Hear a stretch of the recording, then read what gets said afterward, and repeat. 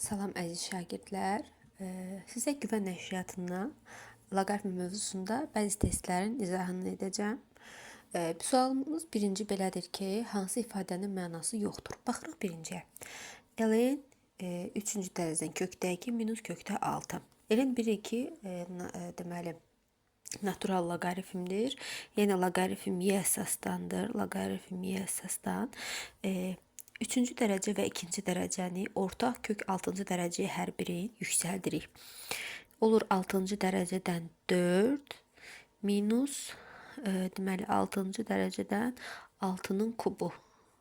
Buradan da aydın görünür ki, 6-nın kubu 4-dən daha böyük ədəddir.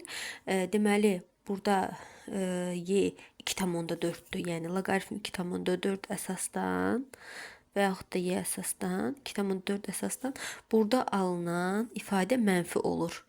Ona görə də ifadənin mənası yoxdur. Çünki loqaritm altında demişik ki, loqaritm 6 ifadə həmişə müsbətdir. Bunun mənası yoxdur. İkinci, deməli, ln kosinus 760 dərəcə. Hər dəfə natural loqaritm olduğunu fərqləndirməyəcəm. Niyə? Çünki adi loqaritmə aid olan bütün xüsusiyyətlər natural və onluq loqaritm üçün də ödənilir. 760 dərəcəni yaza bilərik necə? Loqaritm y əsasdan 2 vur 360 dərəcə plus 40 dərəcə. 360 dərəcəyə söykəndiyi üçün kosinus olduğu kimi qalır. Kosinus 40 dərəcəni verir. Kosinus 40 dərəcə də birinci rübün bucağı olduğuna görə müsbətdir. Deməli, bunun mənası var. Növbəti, loqaritm 2 əsasdan kök 5 minus pi. Kökdə 5-dən bilirik ki, təxminən 2 tam neçəsə çıxır. İstərsə qeyd edək. Loqaritm 2 əsasdan 2 tam təqribən neçəsə çıxır. Minus pi isə bilirik ki, təqribi olaraq pi ədədi 3,14 verir bizə. Və burada alınır mənfi və mənası yoxdur. Növbəti, loqaritm 5 əsasdan kosinus 30 dərəcə. Kosinus 30 daha doğrusu 0 dərəcə. Kosinus 0 dərəcə bilirik ki, bizə deməli verir 1. Deməli, loqaritm 5 əsasdan 1 isə bizə verir 0 və bunun mənası var. Növbəti, buradan aydın görünür ki, kök 5 kök 2-dən böyük ədəddir və müsbət ədəddir. Ona görə bunda mənası var. Gəlir növbətiyə. Bizə deyir ki, deməli A7, yəni y-ni bilirik ki, təqribən 2 tam onda 4, 7-dir. Loqaritm 3 əsasdan 2 və loqaritm 3 əsasdan 8. Bizə deyir ki, bunları müqayisə edin. Loqaritm 3 əsasdan 2-ni gəlin belə deyək. Əgər bu ifadə loqaritm 3 əsasdan 3 olsaydı, bizə nə verərdi? 1 verərdi. Deməli, 3 əsasdan 2 1-dən kiçik ədəddir. Bu özü 1-dən kiçik ədəddir. Yəni ki, 0 və 1 arasında olan bir ədəddir. Loqaritm 3 əsasdan 8-i isə hansı arada yerləşdiyini tapmaq üçün 3-ün ən yaxın qüvvətlərini göstəririk.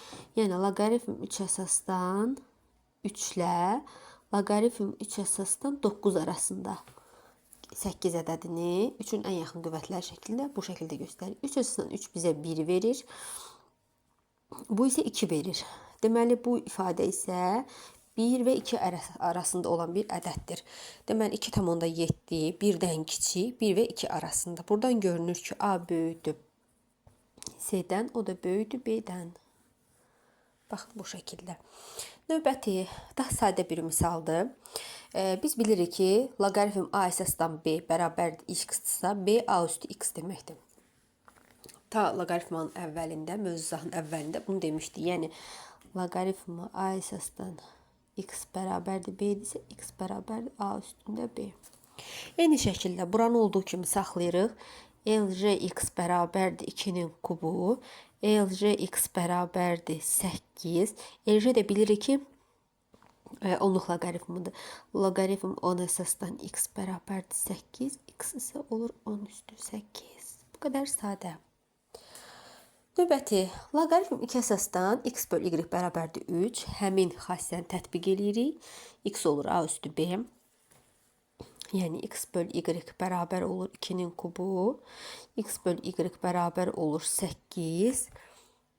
x bərabər olur 8y-ə. Və bizə də deyir ki, x plus y böl x minus y tapın. X-in qiymətini yerinə qoyuruq. 8y plus y böl 8y minus y, 9y böl 7y. Bu isə bizə verir 7-də 9. Növbəti toplamanı biz düstur şəklində sizə vermişdik ki, eyni əsasdan toplama deməli hasil şəklində göstərilir. Yəni loqaritma a əsasdan x plus loqaritma a əsasdan y, loqaritma a əsasdan x vur y deməkdir. Loqaritma 12 əsasdan 2 vur 72. Bu isə bizə verir loqaritma 12 əsasdan 144. 144 isə bilirik ki, 12-nin kvadratıdır. Bu isə bizə verir 2.